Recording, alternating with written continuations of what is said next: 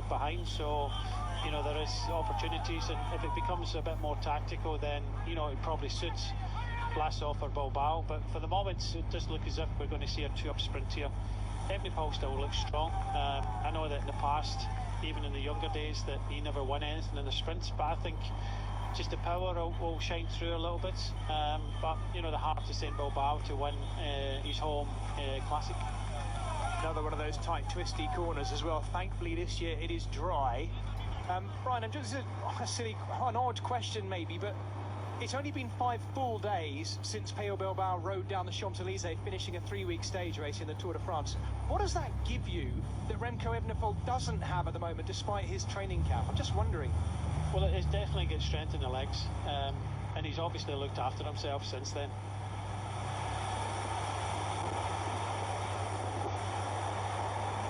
These are the final 4 kilometres. We've got about another 1 kilometre downhill, twisty and windy to take us almost back into the heart of San Sebastian here, but we kiss the edge of that beach and we'll ride alongside it as the sunbathers look back over their towels to see these two ripping past. Will they still be together though? Despite the fact they're on the descent, there is probably about 2 or 3 bike legs between them, which is probably sensible on a technical descent like this. Peyo Bilbao very capable of closing up that gap. In fact, just using his greater speed there to close up to Evenepoel, who has the sense just to warn his comrade here in the leading two to back off a little bit. Now the games have to start, Brian, surely. But where is Alexander Vlasov? I wonder what the gap is back to him and whether any games between these two might bring him back into play. I don't think he will come back into play, and you can see that they put the commissaire car in there as well. They wouldn't have done that if it was less than 30 seconds. So you can see over the top of the climb there was a look behind, just a little bit concerned to see where Vlasov was. And both of them are going to ride all the way to the finish here. They want to guarantee first and second, but you know, who's going to be the top of the podium? That's the question. You would think that Bilbao, he would love the opportunity to win here. I still think that Evenepoel is looking quite sprightly, it's quite strong. So in 2.6 kilometres, we'll see who's going to be the winner. Very difficult one to call, this one. Well, since the Tour de Suisse at the beginning of June, Remco Evenepoel has only raced twice. It was the individual time trial national championships where he was 4th, and then of course the road race championships where he was the winner. So in his last race he was 1st, the Belgian national road race championships. Of course, were he not the world champion, he'd be wearing that Belgian champions jersey right now, something I know he's very proud of. He rolls through, not an attack, but a little lift of the power, just to make Peyo Bilbao work a little bit harder. You can see how hard Bilbao's having to work just to get back onto the back wheel of Remco as he comes through. Remco's messing around with his head unit, as you would when you're 2 kilometres away from winning one of the biggest one-day races in the world. Checking his power, resetting things with 2k to go. I think he knows where he's going. It shouldn't be navigation. You just follow the edge of the beach here and you're straight in towards the finish line. They've got one tight left-hander and then a right-hander before they get to the finish line itself. So nothing too technical on these wide roads either. To this race director's car needs to push on a little bit at the front here and get out of the way. But the crowds here, magnificent. He's just pushing on a little bit, that car. Both of them swapping turns. I think both of them knew that they could at the top of that climb that this was going to come down to you know, the last kind of couple of 100 metres. And for the second time, Remco just tightens up his shoes a little bit. He's confident now of winning in a sprint. Bilbao, we know he's very capable of winning in a sprint, so this is going to be a close one. That's the right-hander. Peyo Bilbao leads. You have to say that Remco Evenepoel probably has him exactly where he wants him right now. Is Evenepoel going to wait for the sprint, though? He must know the pedigree of Peyo Bilbao in a final sprint. It could be very close, though, after 230 kilometres of really tough racing. We've seen Peyo Bilbao, as with everyone else, Vlasov and the others, really suffering on the climbs. Maybe, Brian, it's just that Remco Evenepoel doesn't show it as much. He has that strange mix of looking ice cold and a little bit cheesed off at the same time. He never looks that happy when he's riding well. Boy, does he look happy when he's winning. Is he about to do that, though? Now we have Peyo Bilbao sitting second wheel. They're really watching each other, these two. We're inside the last, 600 metres now.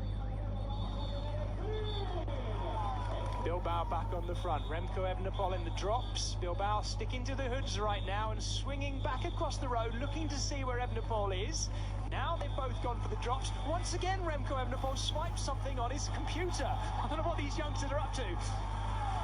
Now we back off. Now the games begin. Peo Bilbao knows that he's possibly not in the best position with Remco Evenepoel waiting to launch.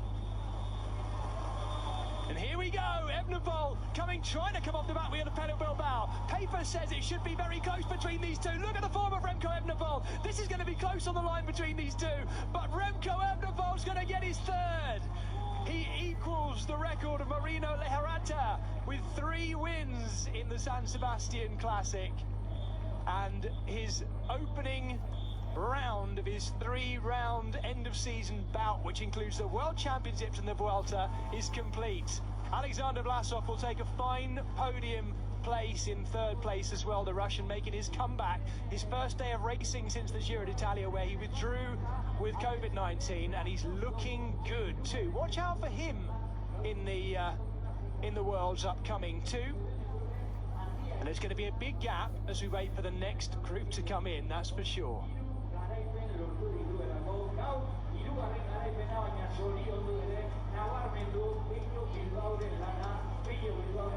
Well, 5.5 hours of racing have brought the result that so many have been predicting over the course of this week, with a Remco Evenepoel win, but possibly not quite in the way you might have expected. He did say in the pre-race press conference yesterday he was a few watts below where he would like to be at this time of year and where he was last year. Maybe that's where it showed, that in the end it came down to a really fine sprint finish, Brian, didn't it?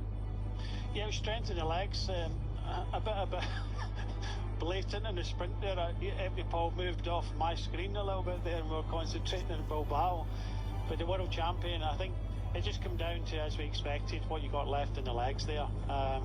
Great valiant effort from Bilbao to kind of hang on to the world champion, and I just think maybe in the wrong place, but I just think that Evenepoel was that little bit stronger on paper. Bilbao should have been the quickest, but you know, he'll take 2nd place, very close to the win. This is Nilsson Paulus. Looks like he has got clear of that group, so he'll be going for 4th place here, Paulus. A good ride by the EF Education Easy Post rider, former winner of this race, of course, back in 2021. Yes, this is going to be a fine finish for him. Paulus working hard to stay clear. It does look like he's going to stay clear of Ionis Aguirre. So that chasing group is split to pieces over the Murgil too. Aguirre's going to take 5th by the looks of it, and it's Mark Hershey at the front of that big group behind who are chasing for things. I think Jason Osborne's still in there too, which is a great ride by the German for Alpes Inderkoning. Nilsson Paulus, enough space to get a camera motorbike in behind him too, is going to take 4th place.